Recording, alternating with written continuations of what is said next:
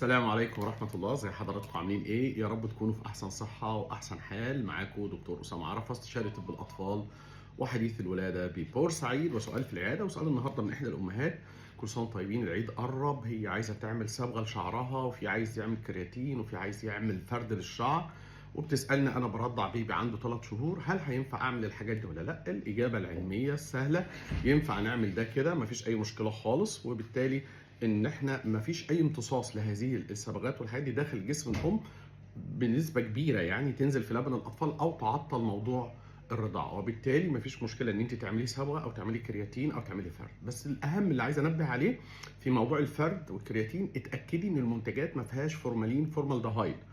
الفورمالدهايد ده من الحاجات اللي ممكن تبقى تضايقك وتاذيك انت وتاذي البيبي، وبالذات في الريحه بتاعتها والاستنشاق بتاعها ممكن يعمل مشكله.